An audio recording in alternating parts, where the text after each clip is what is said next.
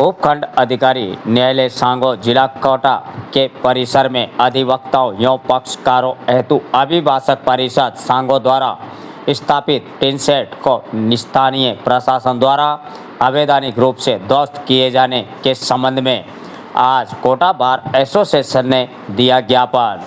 न्यायालय उपखंड अधिकारी सांगोद के परिसर में अधिवक्ताओं एवं पक्षकारों के बैठने हेतु किसी प्रकार की समुचित व्यवस्था उपलब्ध नहीं होने के कारण अभिभाषक परिषद सांगोद द्वारा स्वयं के आर्थिक सहयोग एवं वे से टिन शेड लगाकर छाया एवं बैठने की व्यवस्था की गई, जिसमें अधिवक्तागण एवं पक्षकार न्यायालयीन कार्यवाही के दौरान धूप, गर्मी एवं वर्षा से बचते हुए सुचारू रूप से अपने प्रकरणों की पैरवी एवं कार्रवाई करते आ रहे हैं। माननीय राजस्थान उच्च न्यायालय द्वारा भी राज्य सरकार को विभिन्न आदेशों के माध्यम से निर्देशित किया जा चुका है कि राज्य के समस्त न्यायिक एवं प्रशासनिक न्यायालय परिसरों में अधिवक्ताओं एवं पक्षकारों हेतु मूलभूत सुविधाओं से युक्त भवन एवं बैठने की समुचित व्यवस्था सुनिश्चित की जाए। इसके बावजूद दिनांक 20 मई 2026 को स्थानीय प्रशासन द्वारा बिना किसी पूर्व सूचना, बिना किसी वैधानिक प्रक्रिया के एवं किसी न्यायिक आदेश की अभिभाषक परिषद सांगोद द्वारा लगाए गए उक्त टिन शेड को अचानक ध्वस्त कर दिया। प्रशासन का ये कृत्य पूर्णतः अनुचित, असंवैधानिक एवं अधिवक्ताओं के सम्मान और गरिमा को ठेस पहुंचाने वाला है। अधिवक्तागण न्याय व्यवस्था के महत्वपूर्ण स्तंभ है तथा उनके साथ इस प्रकार का व्यवहार अत्यंत निंदनीय एवं दुर्भाग्यपूर्ण है। प्रशासन द्वारा किए गए यह कृत्य न केवल अधिवक्ताओं का अपमान है बल्कि न्यायिक कार्य व्यवस्था को भी बाधित करने वाला है।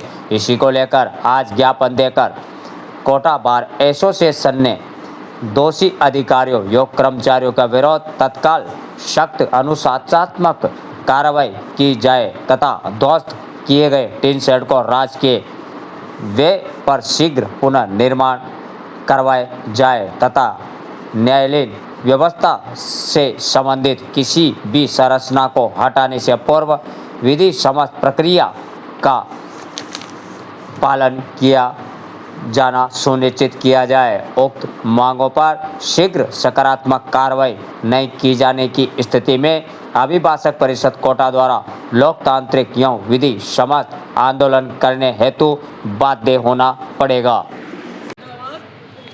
वकील एकता जिंदाबाद।